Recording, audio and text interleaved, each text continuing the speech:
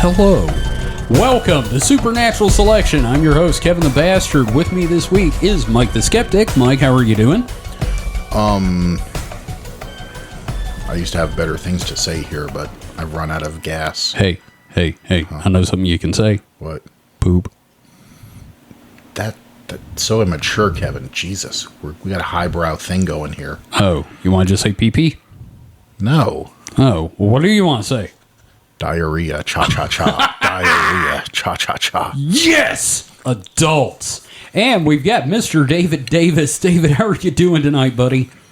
Doing pretty well. Pretty productive. Got my Joe Bob in last night. Hell yeah. Wonderful times. Wonderful times. Great show, by the way. I watched the episode where he was doing Castle Freaks, and he was talking to Barbara Cranston.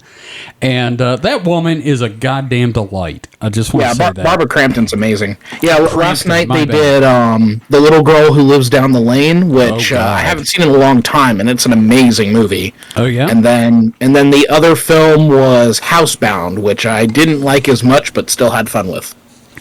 Well, that's the important thing, isn't it? Yeah. I am getting a little more critical in my reviews, though, because they keep saying there's these themes, and these themes aren't working for the double features. So. Sure. Well, I mean, Yep. I guess. But, yeah. So, guys, we're doing 2 episodes this week. We're doing this one, and we're doing our normal in-betweener of Weekend Weird, because we missed last week because my dumbass old man self rolled his ankle, fell down, and hurt his leg. So I was in bed. And what were you doing at the time when you rolled said ankle? I had a cat on my shoulder and was walking around the corner of the bed, and fortunately, Mr. Conti bailed. You were paying more attention to the cat than your feet. That's not entirely true, but it's close enough that I can't argue. Conti jumped off of my shoulder onto my clothes basket and was safe. Meanwhile, I ricocheted off the wall, onto the bed, onto the wall, and onto the floor. So I'm in a little bit of pain right now. Well, the important thing is the cat's okay. The cat is fine. He's such a good boy. So that was Monday. Legs getting better. I'm back to limping like Fred Sanford as opposed to Tiny Tim. So this week we're going to tackle a subject I've been really excited about dealing with for a while. Peter Beater and the Russian Robotoids, which is possibly... I've never heard of that band before. I know, but that is possibly my favorite title we've had. And I put the outline up, and David did some research that has really augmented this. And the thing is, what you talk about has been in the back of my head, but it didn't come out until you had proof. Yeah, that's one thing that I get used to is doing research, because I always have to look up potential plagiarism in my class, so... Yep. And you did a fantastic job helping. So, I'm going to go ahead and guess you guys have never heard of Mr. Peter, Dr. Peter Beater. Let me. Oh, before you started, jabbering on about insanely about him every day for the last month and a half, yes, I never heard of such a man. Okay, well, David, how about you? Before this, had you heard of him? This is a new experience for me. I'd never heard of Dr. Peter Beater and the Russian Robotoids before. Well, in all fairness, neither had I. I first really became aware of him as you would expect from Reddit. And I was in the r/high strangeness subreddit, which, UFOs are one thing, Bigfoot's one thing, but if you want to read some shit that doesn't get political, go to high strangeness. It's just all the weird shit. And as always in there, someone asked the super important question of why we weren't discussing the true danger in the world, the Robotoids. Now, needless to say, I was intrigued. I also figured there was no way in hell I was going to find any information that wasn't related to a crappy sci-fi film or an anime. And I am shocked at how much and how little information there is on this man, given the current climate toward conspiracy. But there is enough for our purposes. So I do want to clarify that now that I think about it, I am familiar with the Robotoids from a seminal historical work. Really? What's that? The video game Robotron 2084. God damn it. Okay, fine. Okay. But it's not real, is it? It was a documentary to me. Okay, that's fair enough. Kind of like Fallout is a future documentary to me. I totally get it. Well, let's talk about the man's history a little bit to get you up to speed here, because this is kind of unique to me. You know, a lot of folks like we've talked about David Icke. David Icke kind of had a crazy slant. Actually, that's not true. No, he didn't. He got hit in the head a lot and then went crazy. Anyway. So, Dr. Peter David Beater, which I think it's funny, he shares the name with a comic and author, comic writer and author, Peter David. So, Dr. Peter David Beater was born June 21st, 1921, in Huntington, West Virginia, to Lebanese immigrants. He graduated from West Virginia University as a doctor of juris. West Virgin University. Yeah. The tightest slots in the... Anyway. No. He practiced law in Washington, D.C. from 1951 to 1971. That's 20 years, and had political aspirations. He ran for governor of West Virginia in 1968. Now, did the country roads take him home? They did. West Virginia Mountain Mama brought him home.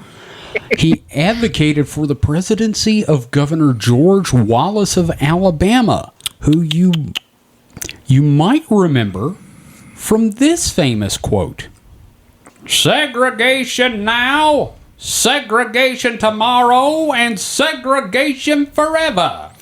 I would like to point out that the voices and opinion of Kevin Heyman do not necessarily. Are you quoting the Supreme Court right now? Unfortunately, I'm not. So, represent those of the podcast or our sponsors. But that is a thing, Okay, so the real question here is, what is Peter Beater's stance on pumpkin eaters? I just picture him going at it like he's in love with it. Just like face first, just pumpkin bits going everywhere. Do you remember that viral video of the woman teaching how to give head using an orange? Yeah, grapefruiting. Yes, I remember. Yes. That's what it sounds just. That's Please all don't do you that. hear. Okay, I'm sorry. Not right in my ear. I'm sorry. So, What you got, Mike? Peter Pumpkin Cunnilinguist. Peter Pumpkin. Yeah. I'm not gonna try to say that. There is an old fashioned in me, just awaiting. He's a cunning linguist of pumpkins. Indeed. So Beater was also, and this is where it gets really interesting, Peter Beater was also the general counsel for the American Gold Association and was known as a financier. Oh, shit. He also co-founded a mining company in Zaire, which I'm sure was just completely humane, and he represented financial interests all over Europe and Africa. I feel like he's been in the same orgies as members of the Musk family. Oh my God, it must look like a bunch of deflated leather chairs going at it. Like, have you ever seen a picture of Donald Trump's dad? Just picture a whole room of that, except some of them have saggy breasts, or more saggy breasts. Cape Town, more like Come Town. Oh, yeah. We're not going to talk about that. We're going to talk about Cape Town. So he was even appointed as general counsel for the Export-Import Bank of the United States by President John F. Kennedy himself. And look where that got him. Got him the worst splitting headache in human history. I'm sorry, did I say that out loud?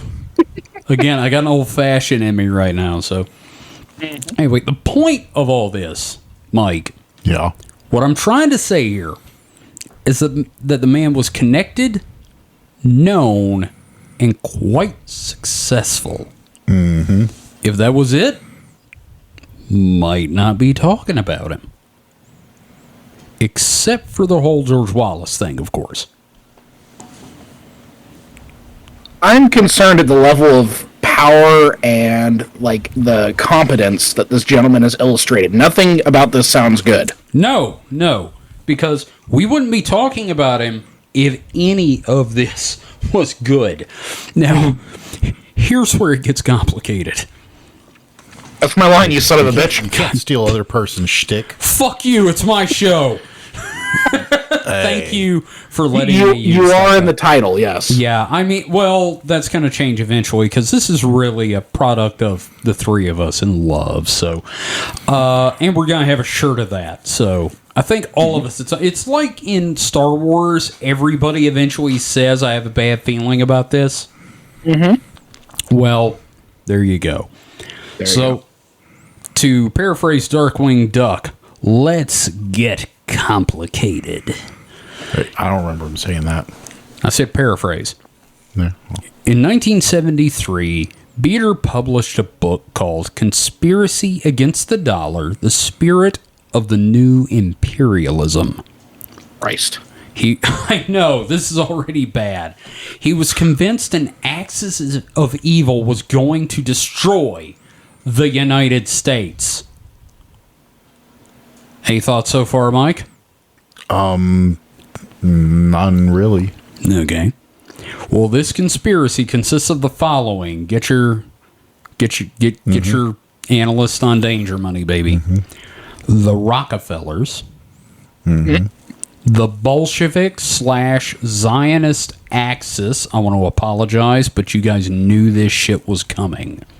Somewhere in here, the Jews were going to be involved. So the Bolshevik Zionist Axis, which is not a group I really expected to work together. And the Kremlin. But what of Mordor? Well, they had hobbits to worry about, didn't they? Well, and when you talk about the Bolshevik and Zionist Axis like not working together, I wonder why. Were there pogroms going on or something? No idea what you're talking about. Not a single problem with Jews in the history of Europe and Russia. No idea. So, Mike, all of this was... I don't know why I keep throwing this to you. All of this was known as the Rockefeller Cartel, and he was convinced it was to make the United States an occupied territory. I guess by the Russians. I don't know. I refuse to read his book. Okay. I feel like you need to take precautions if you were to read it. I'd have to light candles and summon guardian spirits. Maybe some disinfectant. Something. Mm-hmm. So, next I'm going to quote Wikipedia because I don't want to store this shit in my brain. Alright, so in 1974... Beater publicly stated that most of the gold in Fort Knox had been sold to European interests at prices vastly below market rates. According to him, international speculators had dishonestly obtained the gold. Oh, Jesus. Yeah. Now, some of you, Mike, do you remember this? That there was a panic in the 1970s about the gold in Fort Knox being gone. And the government taking the unprecedented act of allowing news crews in to see the gold and calm the nation's nerves. Yep. You can blame Peter Beater for that. Well, I'm sure he wasn't the only one but propagating that. Well, yeah, but apparently David has found some information here.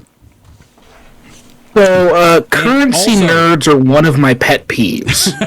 The fact that I want to reiterate that everybody's a nerd about something. Well, I wouldn't say everybody's a nerd about something, but every subject has nerds about it. Okay, that's a much fairer statement. Because to be a nerd about something, you have to have a... Gatekeepers. You have to have a passion and also the mental... grasp? You have to be sort of smart. Yeah, okay. Well, we've got a friend who's fairly intelligent and is into cars, but not like a car nerd. Look, I've known a few people that don't have any passions like that. Mm-hmm. They don't have anything that they geek out about or, know No. everything about. And I have a feeling we meet several of those kind of people every day, Mike. They're just Or, very. or they may not like reveal it because there is kind of that No. tendency to Well, judge people for their interests as well. Sure. Okay. I'm going to judge these fuckers, like these currency The nerds. closest they would come would be like Kardashian nerds. Oh, then that's still a nerd. Okay, that's fair. Yeah, yeah. So hearing someone passionate about the gold standard or inflation rates and all that bullshit absolutely drives me nuts, and it's nice to have a focal point for my rage. So thank you, Kevin, for introducing me to Peter Beater. Kill it, boy. Kill it. So this sort of thinking that Peter Beater is involved in drives a lot of conspiracy and distrust of the government. I'm not saying to trust the government, but Oh, you God, are no. missing the forest through the trees if you get hung up on conspiracies about the McDuck money vault. Money bin. I need to correct you on that one. Yes, I'm sorry, the money bin. Yes. The government has much more insidious things it's doing. Sure, but this is also not the show to go to if you trust the Right. government. Right. You know, and I personally hold this mother responsible for this bored ape shit on my Twitter timeline. So, Okay, that's fair. now that being said, I found an interesting article on JSTOR. If you've heard of JSTOR, right? I have not actually. I have, So it's an academic Have you? database. yeah, academic database of. Okay, you're just repeating what David said. Oh, I've heard of it before, Okay, that's even fair. though I've never used it or gone to college. But you know about it. Okay, Yes. that's neat. I didn't. Okay, continue. Yeah, David. yeah. It's one of those ones that, like, for the subjects I teach, which is usually, like, English, it's the one I recommend the most because it has Sure. the most, like, humanities papers. Okay. So the article is titled "Gold Bugs and the Status of Gold" by Oscar E. Boleyn. It was published in the right-wing newsletter Tactics, Oh, God. whose slogan is literally, quote, "the only professional Psy-War journal." Holy shit. This article is from 1976. Oh, God, it's as old as me. What the fuck? I'm going to go ahead and quote this here, Oh, okay? please do. I've got a This little would bit be of text. great. It's not too much. All right. So this author, Boleyn, he's talking about meeting a person in the subway. So he goes, "I first heard of the existence of the great American gold bug species in a Boston subway station in June of 1974. A fellow traveler, waiting for a train, began chirping in confidence about the inside information he had that a monopoly on the world's gold supply was going to force prices sky high to $2,000 an ounce mark by Christmas. Okay. Eventually..." Right. I'm sorry. I just need to interrupt. And it's like, when I think about the most trustworthy people I can think of, Subway's at the top of the list. Right, The right. Subway. Not the restaurant, but like... The dude one degree removed from the person who's either shitting on the bench or the person playing the guitar is incredibly trustworthy. Yes, the non-musical busker. That's who I trust. So eventually he introduced himself, a former Air Force colonel, and invited me to have dinner with him at the Union Oyster House, which sounds super white. This is also sounding like he's trying to hook up. Yeah, it does have like that little bit of like a pyramid scheme sort of vibe Well, to it. no, I mean, like, this could have ended up at a Turkish bathhouse. That's true. And that's So- fine. Yeah, no, that's great. No, I think more people should embrace the Turkish bathhouse. Anyway. Absolutely. He presented me with a $2 booklet that gave him some of the scare stuff he was confidentially sharing with me. This particular booklet was by Peter Beater, a Washington, D.C. consultant, author of such books as The Conspiracy Against the Dollar and Gold Positions of the USA. I saw the colonel a number of times during the summer, autumn, and into the winter. He told me of flights to Montreal where he made surreptitious purchases of gold and shares in gold mining companies. He assured me that not even the IRS, the Treasury, nor the Rockefellers knew what he was up to. God, what about the Rosicrucians and the oh God, forget it. Let's go. What about the Moonies? Yeah, Okay. exactly. Moreover, that he, quote, felt real good to be up to the hilt in gold, end quote. For at up to $2,000 an ounce, he would have a Merry Christmas indeed. Up to the hilt. Isn't that a reference of basically up to the bush hair? I think it's referring to the hilt of a sword, but yeah, I say bush hair. I just is a picture good, this man that's about the same. That's standing. about the same height as where your bush hair should end. Yeah, sure. I just picture him standing naked in a pile of gold with his bush hair showing, laughing like, ha ha ha! This gold Merry has touched my penis. Christmas, indeed. So I'm going to wrap up this little quote Yes. here. The last time I saw the Colonel was in January 1975, a couple of days after the Treasury had auctioned off a few $1,000,000 of gold to hard-to-find bidders. He did not feel very well or have much to say. I'm sorry. Did I do that out Right. loud? So it's amazing for me to see here that like this is a very right-wing magazine and author who is onto what essentially is a scam on Peter Beater's end to pump up the value of gold. Yeah. Now, where was a great deal of this gold coming from, by the way?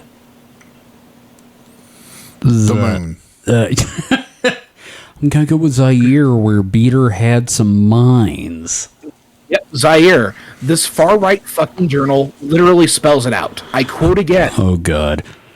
One balances off the various factors influencing the gold market and public interest in gold. One conclusion is inescapable. This is that the producers of gold, mainly the Soviet Union and South Africa, have been exercising a considerable amount of influence favorable to creating a speculative atmosphere of gold.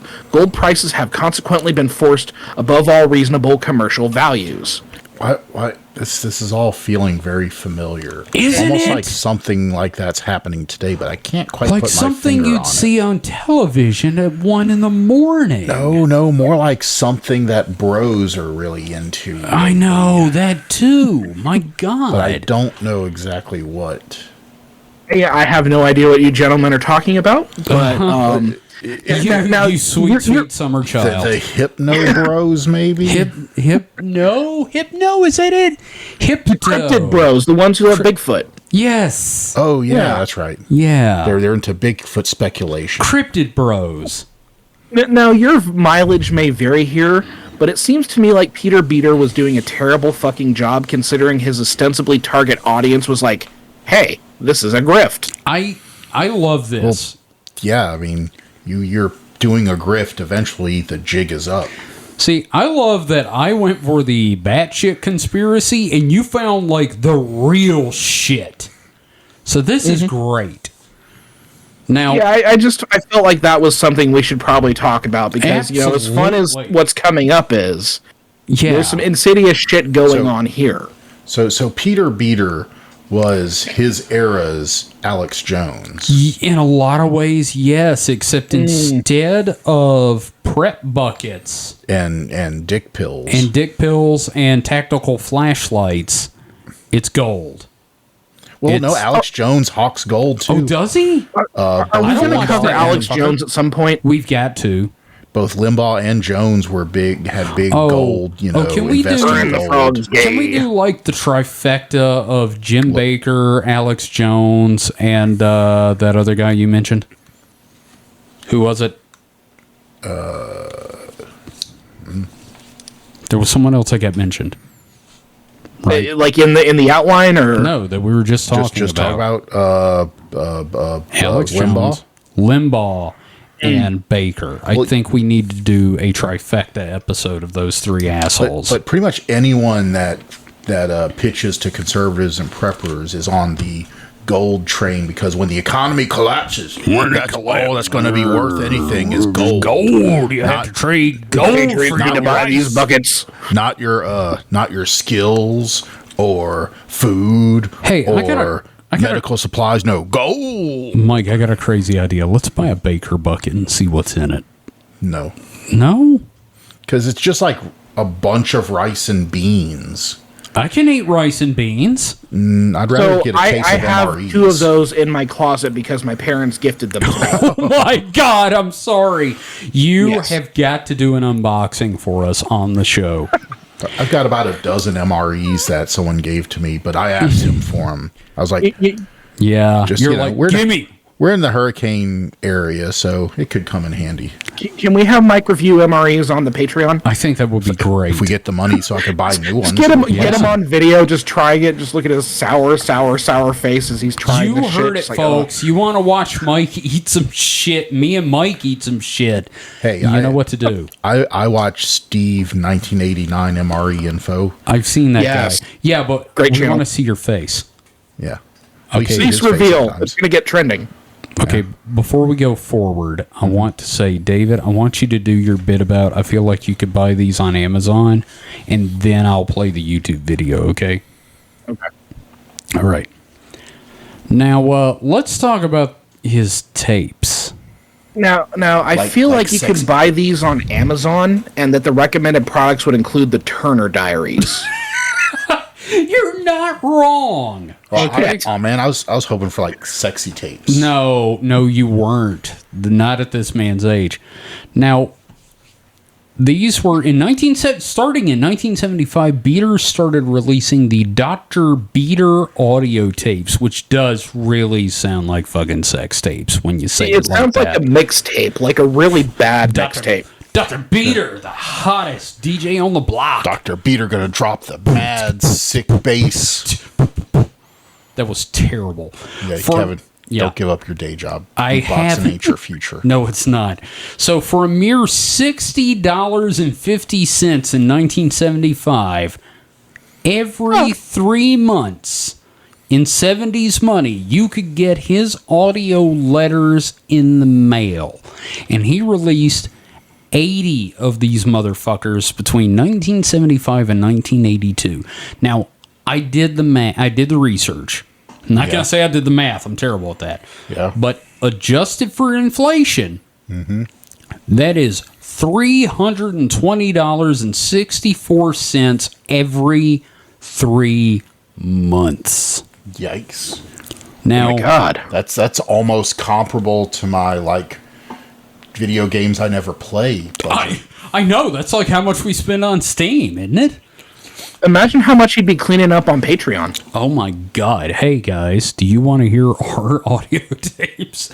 So we're in the wrong career. We need to start. We study this shit. We need to start making conspiracy tapes. Again, we need a cult. I keep saying that we need to do a cult or a grift. Yes, we're too moral. Moral to have a grift. God well, you guys maybe. Damn it, David! Why the hell didn't you start the Patreon? You'd have the money. Instead, it's me. Honest me. So, these tapes... These tapes of his explained his conspiracies, which came from unnamed insiders in the United States government. Now, they are frequently alluded to in these tapes, I want to point out. They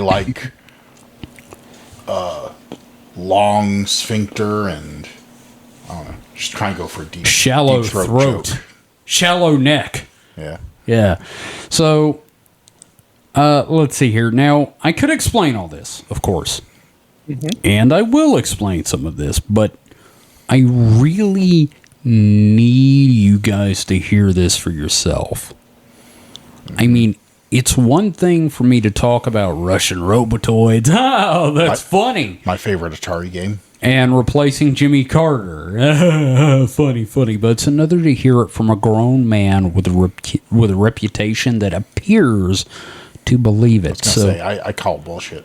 Guys, believing it. Are you ready to hear the words of Dr. Peter David Beater? Yeah, hold on. I'm going to go number 2. Oh, God damn it. Okay, here we go. Nothing makes me more excited. Topic number 2. 2 months ago, I revealed that a revolutionary new intelligence weapon was being introduced by Russia. I refer to their organic robotoids.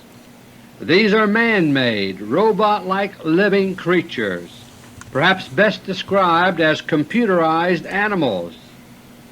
They're designed to simulate human beings almost perfectly in appearance and behavior. You getting that? They are not human. Robotoids are so far removed from the knowledge and experience of most people that they are very difficult for many people to believe. But now, more and more major surprises are filling the news. This That is great. They are surprises if you do not know about Russia's robotoids. For example, You get that? consider the Middle East and the alleged gasoline shortage. Oh, here we go. Nearly 4 years ago, on October 12, 1975, I wrote an article on the op-ed page of the Washington Star. Not the It Post. was titled, "Who's to Blame for Inflation? It's Time to Be Fair to OPEC." Oh, The comments I made then are still true today. For example, we hear constantly about the increasing price of oil, but, quote, "You must remember that products from the oil-consuming countries to the oil-producing countries are costing more each day," unquote. You heard that from And quote, one country to the same Thus, country. oil price rises appear to be limited, while the products of the industrialized countries are unlimited, open-ended. Is this fair? Unquote. When I wrote those words in 1975, I was out of step with the crowd. For the next 3.5 years, we were told increasingly.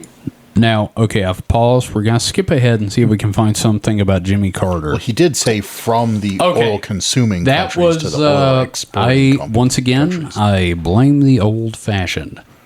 Now, I also want to point out that he does not sound like he has an indoor voice. Yeah, no, he's just standing across He- the room yelling yeah. at the microphone. No, he Screaming at the literally, microphone. he literally sounds like he's about to say, December 7th, 1941, a day Well- which will live in infamy. Okay, so to be fair, that It's a good older, voice. older microphones were probably less responsive, so he probably did have to yell. Okay, and fair, and also there's something about this guy that it makes me listen to him because I'm not gonna play the whole goddamn thing, of course, but this is a 21-minute video, and I've listened to all of it. I do find it funny that he's in the clip you played. He's talking about oil prices and inflation and What look are we at today. going through? I know everything I talk. We're in the 70s, people. They're trying the same, It's the same shit. Well, they're trying the same explanation of, the oil prices. OPEC. And,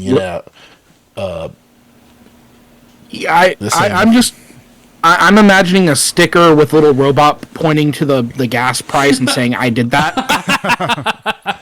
Yeah. And Secretary of State Cyrus Vance. Hang on. Breathless reporters told the nation there had been a breakthrough in SALT II Okay, that's not it. against America's real rulers. As I have explained in previous tapes, the atheistic Bolsheviks no Here we longer go. rule Russia. They have been overthrown by a tough band of native Christians. native. Today, In Russia. Christianity is being reborn in Russia. Uh-huh. But here in the United States, the Bolsheviks want to create a new Bolshevik revolution. They want to seize control of America and then to strike back at their bitter enemies, the Christ ones who now run the Kremlin. The Christ For ones. several months, the Bolshevik coup d'etat was moving fast. Yeah. It just hurts. We didn't even get to Jimmy Carter. I have to I know. explain. We're not going to go through it. I will explain It this. hurts in so many ways. I know. Because this is this is in the 70s, right? 74, 75, Yeah. probably 75, 76 They're still was in when the this came full out. swing of communism. Oh, yeah. No, totally. Not gonna lie, I kind of want to riff tracks this shit at some point. I know, isn't it so fun, though? Here's the thing. The big thing you have to understand is that the Russian Robotoid, you know what, we'll get into in a second. Let's talk about some of his conspiracies first, okay? First off, Lyndon Johnson had Kennedy assassinated. Checks out. Okay. okay, I prefer I to guess. think that Johnson didn't keep him from being assassinated. Or Everything's coming up Johnson. Everything's coming up Millhouse. maybe it was just one kooky guy. I'm just saying, like, there's a lot of people wanted him dead, found out about that one guy, and were like, well, what if it did happen?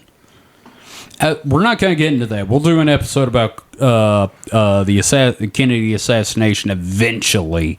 When we Can I just point out that originally when you proposed this show, it was like, we're not doing conspiracies, and here we are, balls deep in it now. Fucking no, we Kevin are just keeps plunging up to the hilt. I am balls. fucking the conspiracies. You're past the hilt, Kevin. You're I am up to the You're up the treasure trail. I am straight up there, man. I am gargling in conspiracy. Okay, second. Tons of military and government figures, including Jimmy Carter, had been killed, he's dead now, had been killed and replaced with organic robotoids under control of the Kremlin or the Bolsheviks. I don't know which. I am not positive that he really knew, and I can't make myself care because I've heard several audio tapes of his, and none of them are super consistent. This is just the lizard people and Illuminati with more steps. Now, David, didn't you have another theory? So yeah, well, two things. Number one, Jimmy Carter is still alive. Yes. Well, I'm saying that he looked like a shriveled peanut at this point, but they perfected the Robotoids. Yeah. There you go. Okay. There's like a whole series of them. Yeah. No. Eventually, you get it right. And he's literally describing the life model decoys used by S.H.I.E.L.D. in the Marvel comics. That's a very good point. Well, these except they aren't decoys. They're basically pod peopled in that they kill them and replace them with Oh my god, bio robots. That should not have nearly killed me. I'm just picturing Jimmy Carter doing like secret agent shit, like just I need the documents from the Russians. If you don't give me that document, I'm going to shoot you with some peanuts. Then I'll build a house for your family because I'm a good man. I'll make sure they have some place to live after you're dead. I may be part of Habitat for Humanity, but when it comes to saving the nation, I embrace inhumanity. Yes, Habitat for Inhumanity. Oh, okay. That's a shirt. So I do have something I pulled from one of the journals. Journals? Yeah, so because his audio tapes are also like his journals, right? Yes. And I've listened to several. Yeah, I pity you. I am a fool. So I have a quote that kind of embraces this Robotoid conspiracy theory from journal number 46 from May of 1979. Mm-hmm. I'm just going to go ahead and read this. And I've heard this one, by the way. Mm-hmm. But it is here in the United States that the most momentous disappearances are now taking place. It began 4 months ago with the murder of Nelson Rockefeller. Now, important and famous people are disappearing. Before you go on, I want to point out Nelson Rockefeller did die in his office with his secretary, and there were a lot of questions about, well, what was he doing? And why were his pants hastily put back on? And he assumes she killed him with a gun. But they fucked and he died. Does he not understand how sexing works? Of course he doesn't. What am I saying? Yeah, let's move on. He makes like hundreds of journals every year. Yeah, he's got to have material. So Nelson Rockefeller's murder has been followed by convulsions in the rulership of America, and yet there is no hint to the public about what is taking place. Because it's not happening. Right. The Rockefeller murder in January signaled the beginning of an all-out Bolshevik coup d'etat here in America. A secret Bolshevik purge of the Rockefellers was underway, bloody but hidden from public view. But last month I revealed that a secret intelligence war between doubles had erupted for control of the United States government. When I recorded audio letter number 45 last month, the situation was confusing and my information was still fragmentary. But I told you what I could, and now I can tell you more. So, like, the journal so far, like, I see what he's doing here. He's, like, getting you hooked. It's like, it's like the Marvel Cinematic Universe, right? This is all after credit sequences. Yeah, now there's like a more complex continuity. Maybe you have to pull up a Wikia article to understand like where this character came from. Before we move on, I want to point out that the Robotoids, if it wasn't made clear previously, are organically constructed robots. And I'm using the term robots. Robots that are essentially robotic animals. and they have a short lifespan with the program personality. So not only do the Russian Robotoids only last a few months, but Jimmy Carter in particular, because of his strong will, kept going haywire and they had to kill him. So there were, at the last time I double checked, it was about 30 something Jimmy Carter Robotoids had been gone through from 75 to 80. So is this where Apple got the plan for planned obsolescence? It's gotta be, because they just kept having Jimmy Carter's like fuck up and try to like be the good guy, and they had to kill him and bring in the new Robotoid. Well, and here's the problem. They kept trying to run those Robotoids on crude oil when they should have been using peanut oil. Oh, obviously, because that's the only thing that keeps... That's the only thing that keeps the Jimmy Carter running, right? Exactly. All right, let me finish up this part here real quick. Please do. Okay. The War of Doubles involves not only the Bolsheviks, but the clandestine services of Russia, Great Britain, and Israel, but the basic battle lines are being drawn between Russia and the Bolsheviks. Uh-huh. As of now, the Russians appear to be gradually gaining the upper hand, thanks to their use of an astonishing new intelligence weapon. There is irony in what the Russians are now doing in the War of the Doubles. They are raising the ghost of none other than Nelson Rockefeller, and in a way that he would have appreciated. So let's point out that Nelson Rockefeller is a scumbag. Most of the Rockefellers were fucking scumbags. Yes, that's true. Yeah, I mean, that's a given. Now, well, yeah, I mean, they were uber rich, so... Yeah, eat the fucking terrible. Rich. Wait, you're telling me we can't trust rich people? I'm saying it's not a great idea. I mean, no, not really. I mean, maybe, what's his name?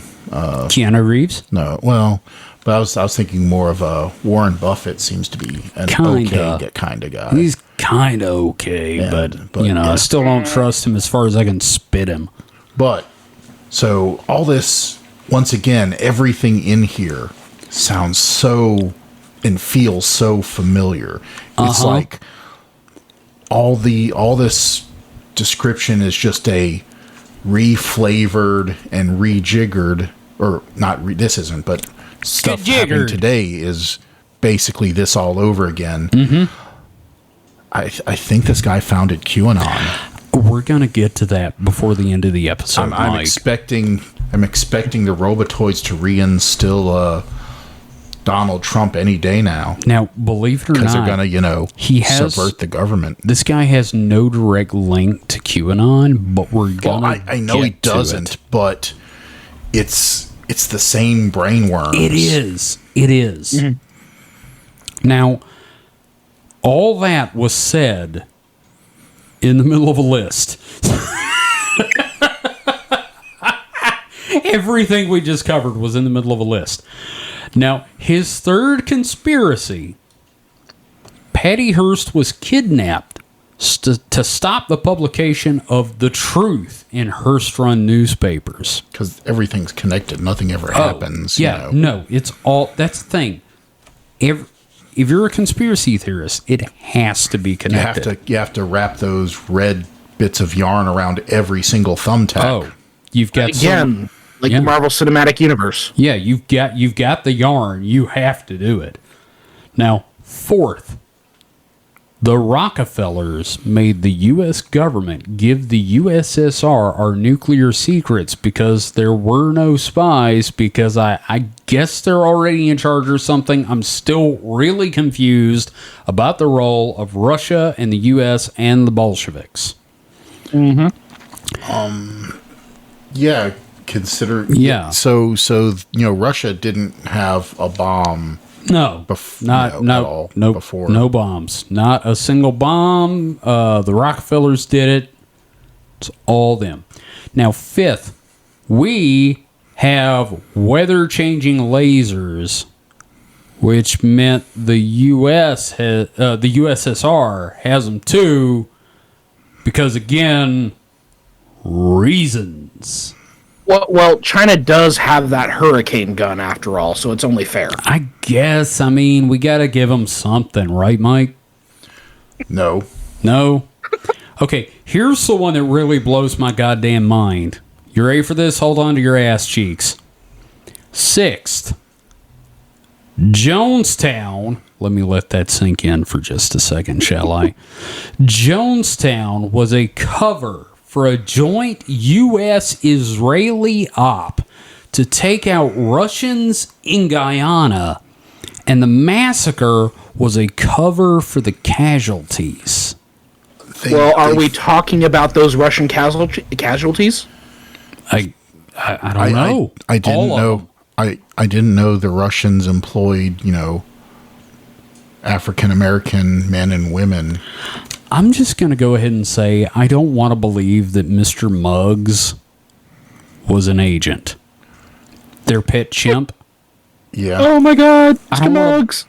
But please save Mr. Muggs. He has intel. Please save Mr. Muggs. All those other times we, take people out and don't ever cover it up. But this time, for some reason, we really had to cover it up. Because it was the Israelis involved.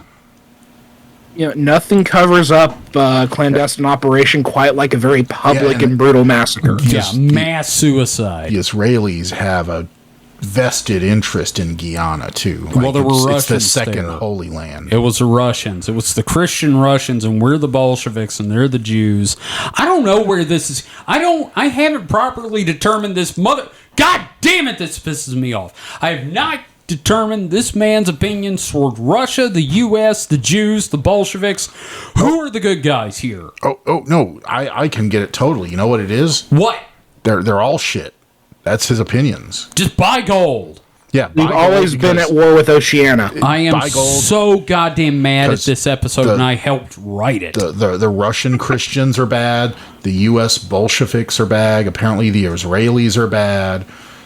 This is just fear-mongering every corner. Just buy chimps and gold. Just get your own Mr. Muggs and let him count your money. 7th. I don't fucking know. Ducks or something. It's all just batshit insanity at this point, and I have lost interest in trying to keep track of this dumb motherfucker. So how many audio tapes total did he put out? 80. A buffet of batshit. That's one every 3 months. It's the Golden Corral of stupidity.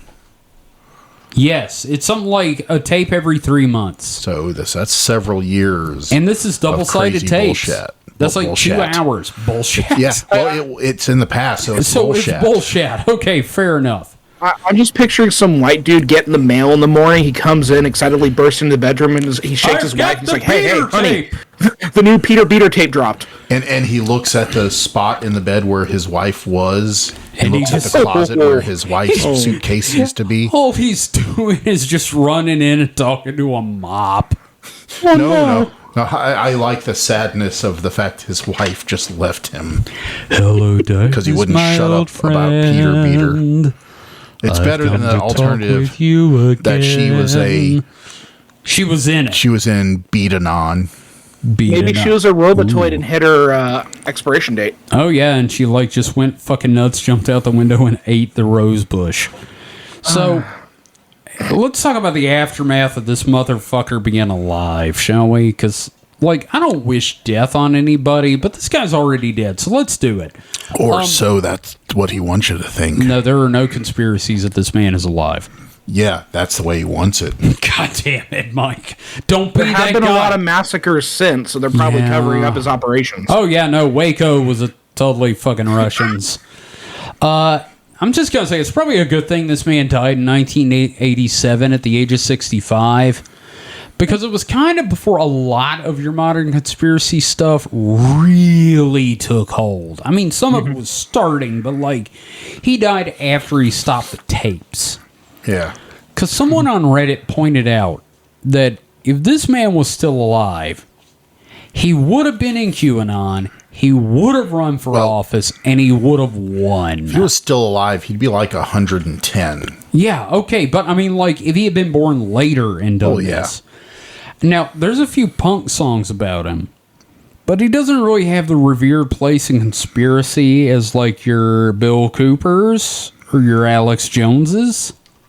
Well, with a name like Peter Beater, the lyrics write themselves. I'm gonna beat my Peter. Yeah. Also, in doing research, I take exception to the fact that you completely omitted that Jack T. Chick, one of my favorite Christian monsters, cited Peter Beater in one of his comics. For shame, for that I love my Jack T. Chick horseshit. Okay, look, I collect them too, and the whole reason I left it out was to see if you would fact checked me. I literally lived I was gonna bring it up from Chick Publications. Yes, I know that, but I can buy it. This motherfucker lists him as So I thought Jack Chick was just gaga Christian, but also he loved him some conspiracy shit. Oh, yes. Oh, God, yes. No, he is totally anti-Russian, anti-Catholic, anti-Jew. Very big in the satanic panic conspiracy. That makes sense, but, He was like him, and what was that comedian's name, David? You know the one I mean? Jesus, I can't remember his name. You're talking about, but I don't know his name. Why do you drive on a parkway and park on a driveway? Shtick. Yeah, no, exactly. He stole all Gallagher's verbal shtick. Not shtick, really, just his jokes. Yeah. Jeff Foxworthy. Yeah, that kind. Yeah, but this guy Jack Chick cited Peter Beater as a reputable source. I'm gonna have to write an episode on Jack Chick. Oh my God, I want to be on. I want that to happen so bad. They're like very bad Tijuana Bibles, because at least with Tijuana Bibles you get the nudity. At least you can jerk off to a Tijuana Bible. If you're jerking off to Jack Chick, something's wrong. I don't know. I've seen some Tijuana Bibles. You haven't seen the good ones. Okay. Oh. And you know what? I'm bringing up Jones and Cooper specifically because of the far-reaching implications of their ideas and the willingness of the average person to accept them. Who's Cooper? Jones I'm familiar with. Okay, Bill Cooper could be considered the granddaddy of conspiracy theories. He wrote Behold a Pale Horse. He had a radio show for years called The Hour of the Time, and when Alex Jones came out, Bill Cooper was the first person to say, this man's full of shit. Right. The thing about Bill Cooper is he's not the originator of what we're currently going through, but he is like the codifier of it. Yes. He wrote Behold a Pale Horse, which really got everything together in one book you can read and then lose your family over. He also died in a shootout with the local police because he said if any authority stepped foot on his land, he'd shoot them. And guess what he fucking did? Oh, man of his word, I guess. I'm not going to lie, man. I respect him for that, at least. So, it strikes me that, like, Bill Cooper was likely someone who would have been tuned into what Peter Beater was laying out. In the sense that he would have been like, this guy's full of shit.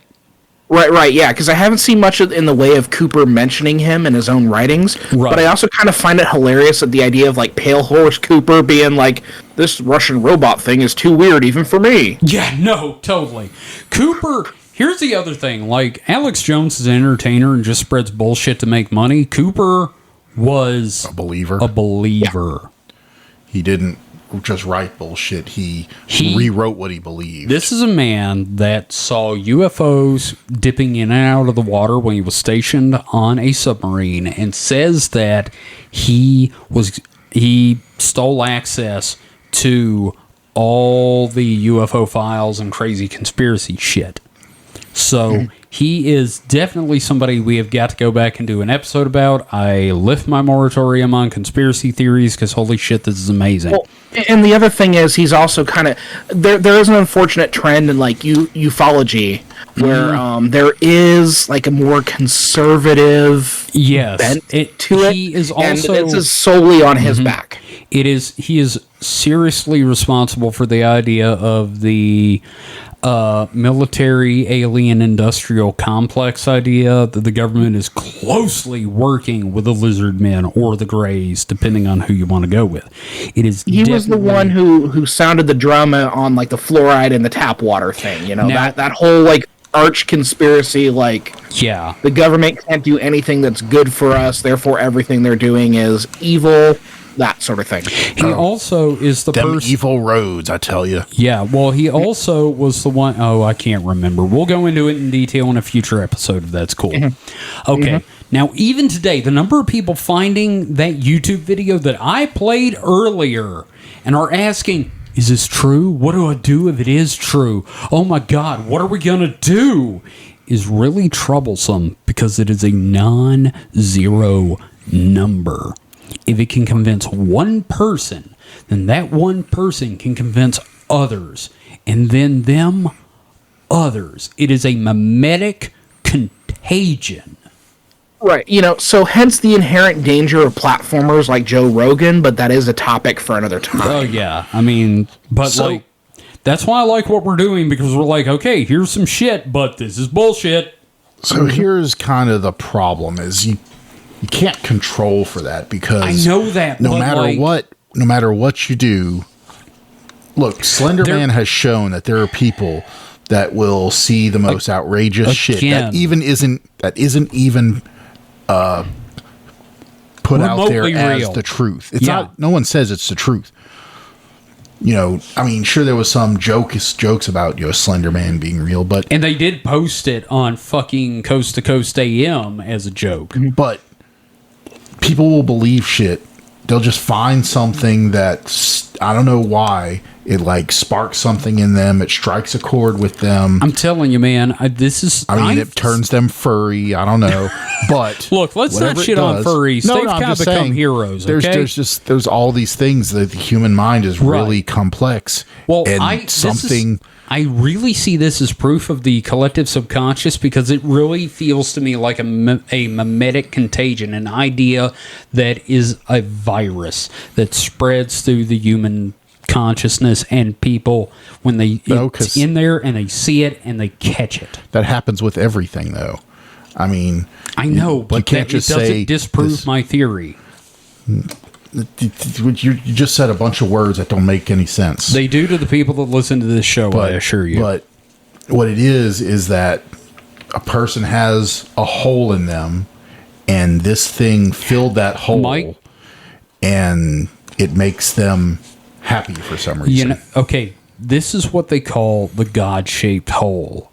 Oh. In psychology, it's called the God-shaped hole, and you find something that fits that God-shaped hole. It doesn't have to be God. Maybe it's Peter Beater, maybe it's Slender Man, maybe it's the Greys, maybe it's Alex Jones and his gay frogs, but it fits the God hole. I wouldn't call it the God hole. No, my solution is. Yeah, but that's I think that's too sensationalistic of a name. It fits the religion hole. Yeah, but calling it the God hole, because it could be you could call it the science hole. The science hole. But it's just, yes, there is a yearning in the human. We have a need to believe in something. Yes, and yes, that's why it's called the God hole. But it. You know what my solution is to all this? What is that, David? I want to hear your solution to all this. Welding. What? Snipping the balls off. Are you talking about gelding people?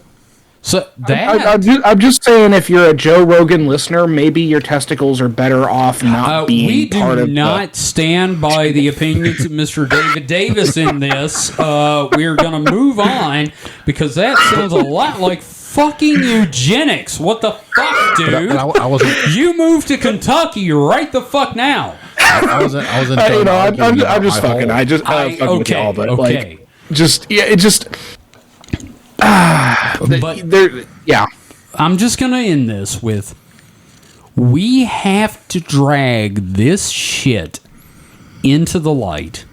We have to ridicule it and remind everybody that deep down this guy was, in fact, a racist, I found proof, an anti-Semite, and just not a nice fucking person. So, fuck Peter Beater and the anti-Semitic horse he rode in on. Yep, that's fair. Yeah, but This is small potatoes. I know, but like, I want to tackle the small potatoes before I grab the nards. There's probably like 3 people in the world that believe in this shit. Okay, going by the YouTube videos, Mike, it's way more than I'd like to believe. And as glad as I am to have found those YouTube videos, I wish they hadn't posted them. Well, but here's the other thing. Maybe people aren't believing the exact Peter Beater conspiracy, but it's the mindset that it perpetuates that we are still grappling with the repercussions of that right now. They were going to find something. See, if they didn't find the Peter Beater stuff, they would have went to QAnon.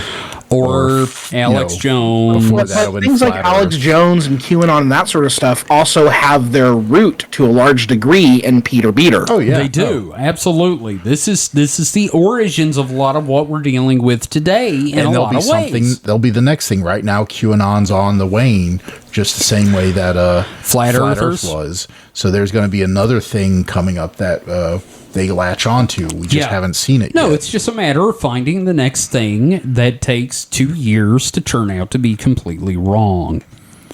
Just in time for an election. Absolutely. Guys, this has been fun. I really enjoyed this. Mike, did you enjoy yourself? I argued with y'all a lot. Yeah, but it was fun. David, did you have fun? Let me think about it. Yes. Okay. Ultimately, like weighing out the mental calculus of all of this, as much as like I'm kind of horrified by the topic, it is fun to talk shit about it. It really is. Mike, you had something else to say there. I did. I thought you did. No. Okay. Well, you know what we haven't done in a long while that we've got a list of a few of? Ooh. We've got assassinations. That's later. I have not said the trigger word. Please go back to your waiting cubicle until I say horse fritters. Just said horse fritters. Damn it! What was I doing? Oh, shit. I scared a cat. Sorry, Gretel. I love you. Oh, God. She's panting. She is terrified. I feel terrible now. There's a little white kitten under the table just panting like a racehorse. Okay, good. Did you kill that guy? Yep. Damn it. Okay, so we've got questions. First off, let's start with Man in Black, who asked this on May the 6th, 2020. Do you have any supernatural objects in your collections? David, I want to start this with you because you are the most likely. Yeah, so like I haven't really I haven't verified anything yet, but I do own an Aztec death whistle. Ooh, God, that is awesome. Mike, can we 3D print me one? Whenever my printers are operational. Can I send one to Scott and get him to print me one? I guess. Okay. So you have an and Aztec the other thing that I own is a very cursed blown glass statue of a hobo clown that looks suspiciously like blackface. Oh my God. And it is perpetually sticky. So I'm concerned about that. It's secreting nicotine. It could be. Like, it feels like it was something out of, like, the early 1970s, no matter how many times I've, like, scrubbed and washed the things. Okay. It has, like, a layer of filth on it. Have you soaked it in mean green yet? I have not done that. I may do that, but it looks kind of racist. I'm not going to lie. Is that a symptom of, like, cursing is, They will sticky? secrete things. Because I have a couple of PlayStation 2 controllers that are always sticky. That's your fucking hands. You have filthy ass hands. I haven't used them in like 10 years. Let me rephrase that. You had sticky ass hands. It's just the plastic outgassing and putting off oil and breaking down. Okay, well, see, this is blown glass, though. I know. So. Yeah, Mike just shit all over that. No, I was just making a joke. That's what it is. It's Mike shit. But Mike, you shit on his porcelain clown. No, I did not. Okay. Well, I personally don't have anything known to be cursed unless you count the stuff that my mother made. Mike, would you count that? Very, yes. Okay. Well, my mother, I don't know. You know, some of those like old pictures you have of family look kind of cursed. A little, but I mean, I don't consider most of my family cursed except on my mom's side. Well, yeah. And my dad's side, I just kind of consider just bathed in undiagnosed depression. But like as far as a lot of your mom's stuff was sticky with nicotine, so that's definitely cursed. Yeah, that's different. That's cursed with the foul stench of the Marlboro plant. More like Newport. No, not even Newports. What are they smoking at the end? Merits. Like Ace of Spades or something? No, they didn't smoke Ace of Spades. Have some fucking respect. It was Merit. Merit. There you go. Yeah. I had a leather jacket from them collecting Merit points. Yeah, you should know you bought them the cigarettes. The Ral Ultralight 100s. The Rals, yes. Yeah. So anyway, the point is, I don't have anything technically cursed, but like everything I own is technically cursed because I own it. You no, Kevin, you are cursed yourself. I am cursed, and I just sort of exude that into my own objects, because a lot of people have told me I gave them stuff and then like their life went to shit or something near it broke. So I think I'm spreading the Otan power. Give a guy a cigarette and he burst into flames. Yeah, exactly. Mike, how about you? So do you want to talk about the stuff your parents had? Number one, I don't believe in curses. Okay, fair. But number two, my mom was definitely did. And so long story short, my dad got a settlement at one point of, because he was injured in a fast food restaurant. Yeah, it was a Popeyes, if I'm not mistaken. I was not going to mention the name of it. I will not cut that out. Damn it. I'll cut that out. I'll beep it. But he was, so he slipped and fell, and it was several years. It took several years. So like I was a kid, so it seemed like a lifetime. But several years to get the settlement. And what do they do? Of course, one of the first things they do is go to Hawaii, like you do. And they brought back these little like tiki things that were they said they were made from lava, but they really felt plasticky. Like not super plasticky, but lighter than you'd expect something from lava. Well, lava is actually surprisingly porous and light, I've discovered. Yeah, but I don't see how these were obviously cast in something, and I don't know how you do that with lava. They honestly look like stained wood. No, they weren't wood. They didn't have any grain or anything. They were definitely some solid thing, but they could have been some form of plastic. It wasn't like cheap. They didn't feel cheap like, Yeah, but nonetheless, they were allegedly lava rock items. Yeah, but also my mom brought back a container of black sand from one of the lava sand beaches. Which is, if you know anything about traveling to Hawaii, both of the things Mike has just discussed are typically big no-nos. Well, the first thing, the statues were like sold as, knickknacks and things. They had literally had labels on the backs and the bottoms describing what they were. But yeah, the supposedly the black sand, if you bring it back, like curses you and to misfortune. Hey, by the way, I found out recently you cannot go on the beach where that black sand comes from anymore. They actually have shut it down. If you go, you're fined and they confiscate anything on you. Well, I thought I thought most anywhere had the black sand. Yeah, but there's this one specific beach that me and one of our friends at work were talking about, and I looked it up, and sure enough, the major source of the black sand is you cannot get that anymore. You cannot bring it home. Yeah, but mostly due to erosion and environmental concerns, but still. But yeah, so after well it keeps eroding because people keep taking the fucking sand. I know, that's what I'm talking about. But so they come back, and then of course we had a series of unfortunate events happen to our family. Poor Lemony Snicket motherfucker. But when you look at it logically, though, that was the high point. Oh, yeah. And pretty much it was downhill from there because, you got the money. The money is not going to last forever. Uh-huh. And so, and they did kind of dumb things. Not exactly with the money, but they I know the dumb stuff you're talking about, and I will, in fact, confirm it was kind of dumb. Not to, shit on your dad. Yeah, I mean, you know me, I like Charlie, but it was just dumb. Poor decisions. Yes. Let's go with that. Poor decisions were made. Yeah, so I don't say it's cursed, but other people would and have said that stuff is cursed. Tends to happen after a trip to Hawaii because suddenly you have a lot of money, and I totally get that. If you're someone that has no overseas aspirations, where are you going to go? Hawaii, just like Elvis. Yeah. Thank you very much. Thank you. So yeah, basically, Mike doesn't believe in curses, but if you believe in curses, Mike was cursed. Well, my family was. Yeah, Mike's family was fucking cursed. I didn't take the sand, so. Do you remember that your dad bought a fax machine? Well, yeah.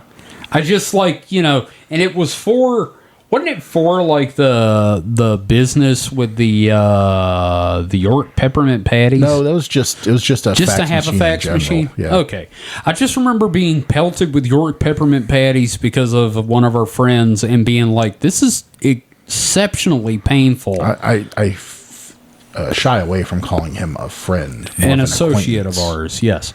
Well, he did, in fact, pelt me with them. I was covered in bruises. And went home and looked. I was like, I look like I've been shot with paintballs. Yeah. But, no, I remember, ordering anime with that fax machine. Oh, yeah. Oh, wow. Yeah, what was that? 90s. The Right Stuff International? No, I think it's straight from Animigo. Ooh, wow. Just writing faxing Japan, like, hey, Japan, where the anime at? Yep. Send me anime, you bastards. And it's like, hello, here's anime. Konnichiwa, this is Mike-san. Konnichiwa. Yeah. Okay, so we've got one more question from Ginger Apocalypse. Sorry about that. From today at 10:53 a.m. So that was this morning. Should have been asleep. It's Saturday. Random one. So I've been reading my conspiracy book, which I'm sitting here going, good on you for having a conspiracy book. And another part of me is like, only one. Just the one? And there are so many Kevin the conspiracy Chad. Dude, I am. There are so many conspiracies about hidden Nazi groups in places. Hollow Earth, the Moon, Mars, beneath Denver Airport. Do you reckon all these groups are aware of each other? Or would it be just as much as a mystery to them as it is to us? So we are just following contradictory orders. We are following orders that no one else got. Mike, what do you think? For real or hypothetical? Hypothetically. I don't want your real opinion because you're like, this is all bullshit. I want your hypothetical opinion, of course. I guess if they're secret groups of Nazis, they just, they lost each other's phone numbers and they're doing their own thing. I guess they would, if they can access information, they'd find out about the others, but they're like, well, those guys are idiots. They're doing the wrong thing, obviously. Hans, Gunther, and Franz, you are all going to different locations to start secret breeding camps and making UFOs. But in reality, all the Nazis went to Brazil. Argentina, sorry. I have a friend. And Brazil. I have a friend whose grandparents are from Germany and live in Argentina, and I don't ask questions about that.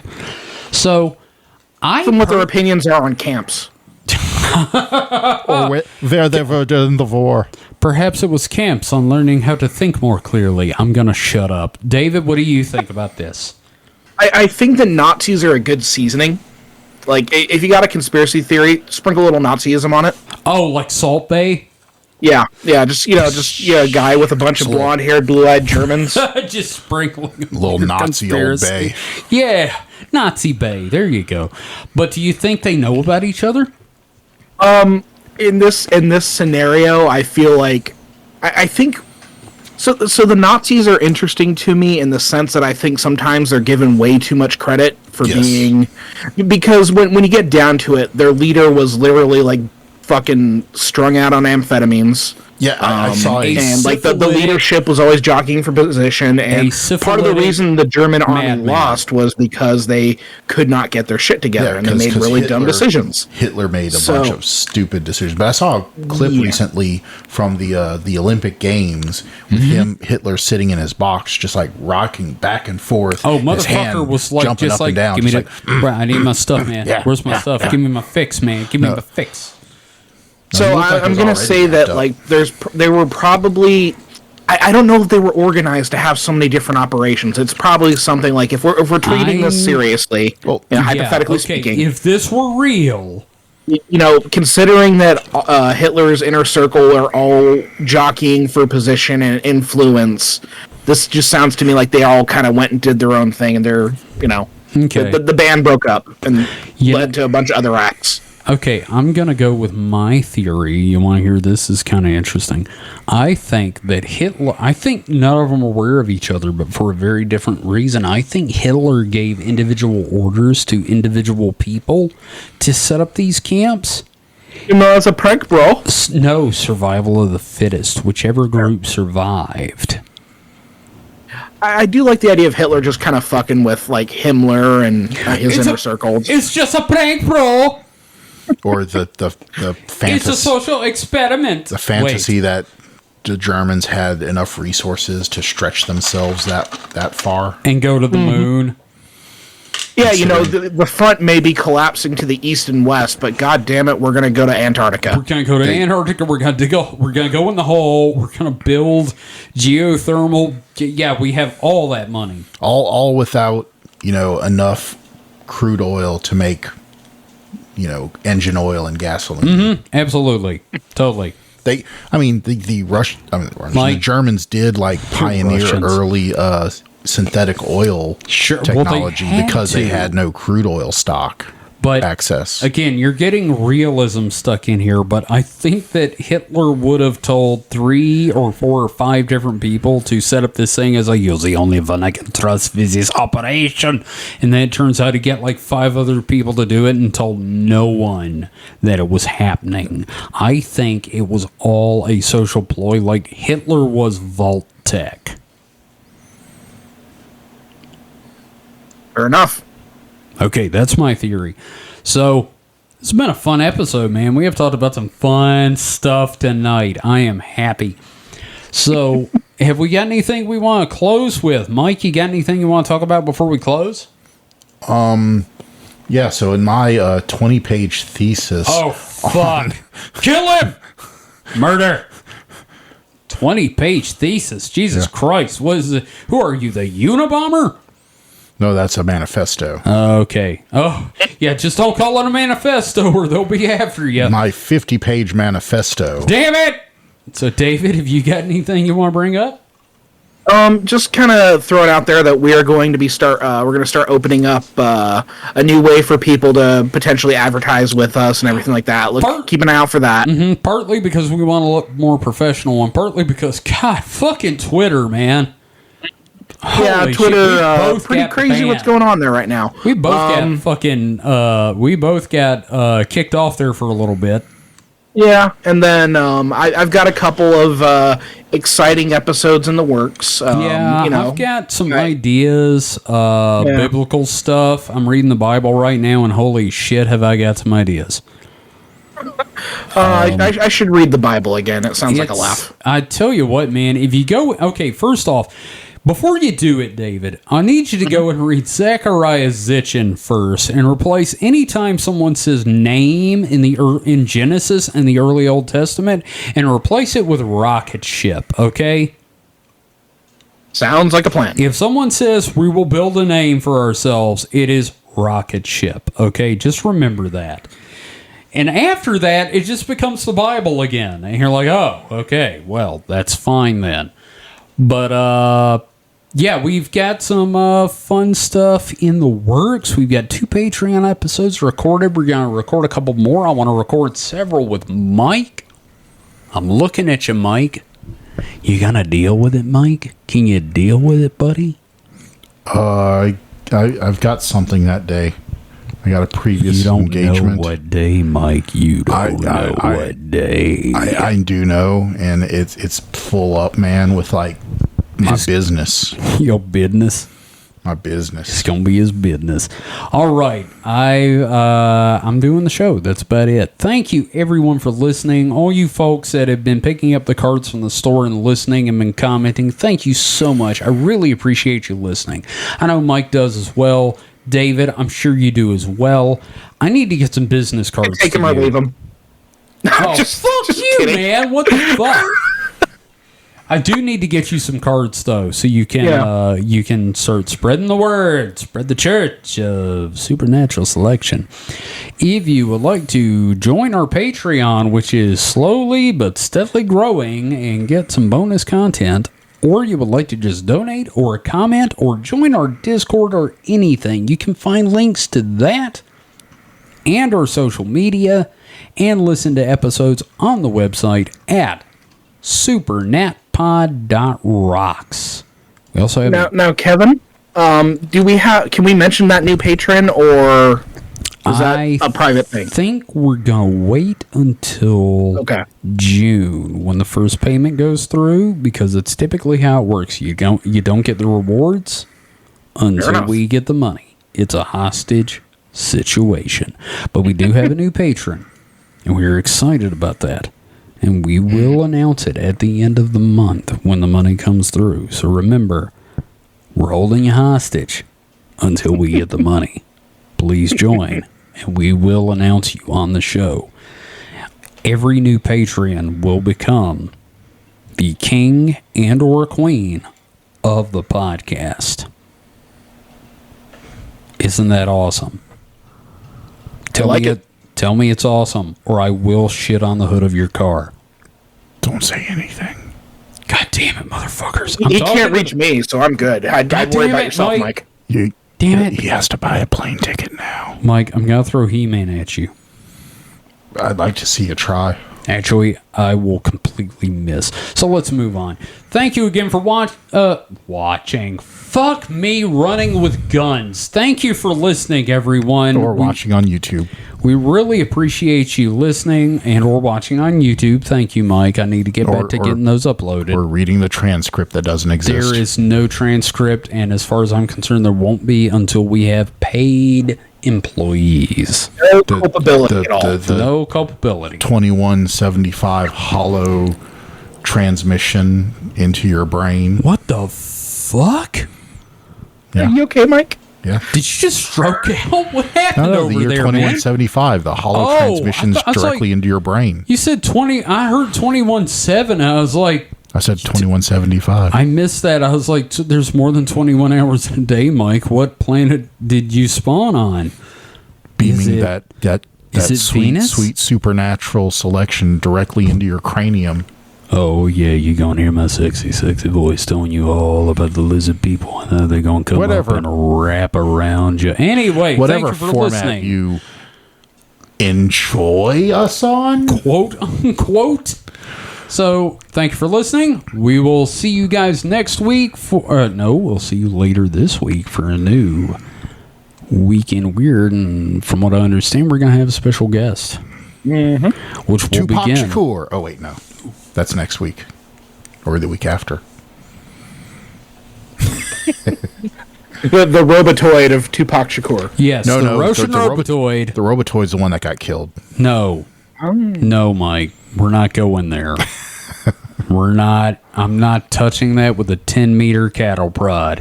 All right, everyone. You'll touch everything else, but you won't touch that. You goddamn right. It'll electrocute me.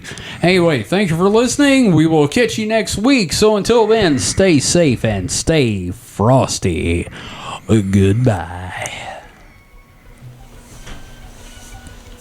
I have a Robotoid. You must deal with me. You think the gelding comment was a little much? Yes. It's always, or no. It's Supernatural Selection. It's always a little much. Nah, just cut off their nuts. They're good. Yeah, they're good. It's good. Just cut off anybody's nuts you want.